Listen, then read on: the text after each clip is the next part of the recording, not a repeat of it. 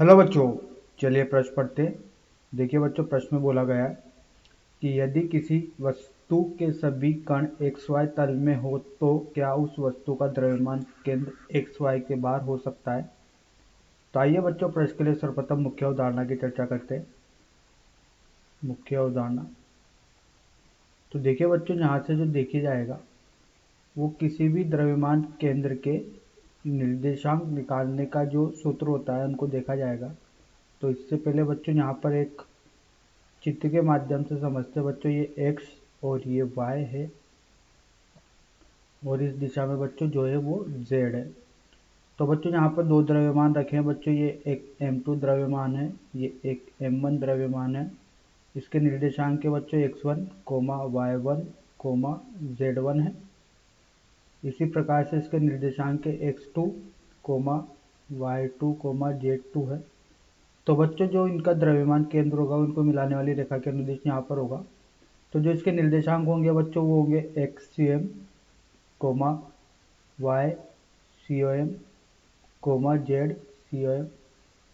ये द्रव्यमान केंद्र के निर्देशांक इनको निकालने का जो सूत्र होता है बच्चों ये होता है, देखिए M1 x1 धन M2 x2 धन, इस प्रकार से बच्चों जितने भी द्रव्यमान हैं उनके निर्देशांक का गुणनफल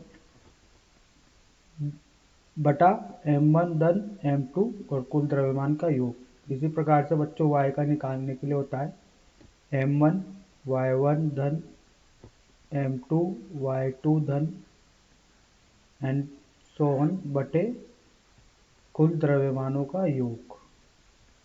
इसी प्रकार से बच्चों z का निकालने का जो सूत्र होता है वो होता है M1 z1 धन M2 z2 धन एंड सो ऑन बटे M1 धन M2।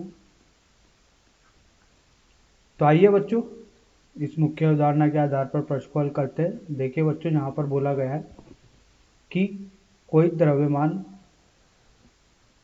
सभी कण जो है वो कहाँ पर उपस्थित है बच्चों, ये XY तल में उपस्थित है। तो ये x और ये y उपस्थित है बच्चों।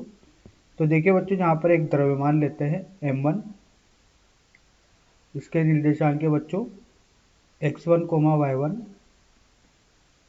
और एक दूसरा द्रव्यमान है बच्चों ये M2, इसके निर्देशांक के बच्चों x2, y2 और यहाँ पर बच्चों एक तीसरा द्रव्यमान है M3, इसके निर्देशांक है x3, y3। अब देखिए बच्चों, इन तीनों द्रव्यमानों में z का कोई निर्देश नहीं है, z का कोई यहाँ पर निर्देशांक नहीं है बच्चों। यहाँ पर निर्देशांक सिर्फ x और y के रूप में है। तो ZCOM तो बच्चों यहाँ पर शून्य हो गया।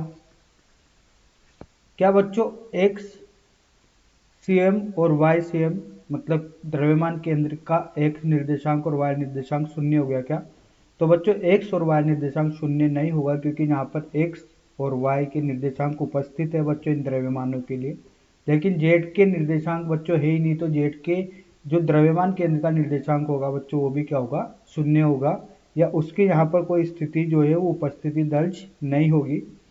तो बच्चों क्या ये हो सकता है क्या कि XY तल के बाहर जा सकता है क्या? तो उपस्थित तो उत्तर है बच्चों नहीं। उसका कारण है कि बच्चों z जो द्रव्यमान केंद्र का z निर्देशांक है बच्चों ये शून्य है, बट XCM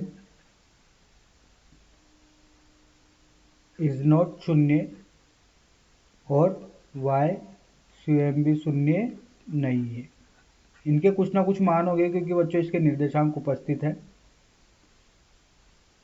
तो यहाँ से बाहर नहीं जा सकता। तो आशा करता हूँ बच्चों आपको यह समझ में आया होगा। धन्यवाद।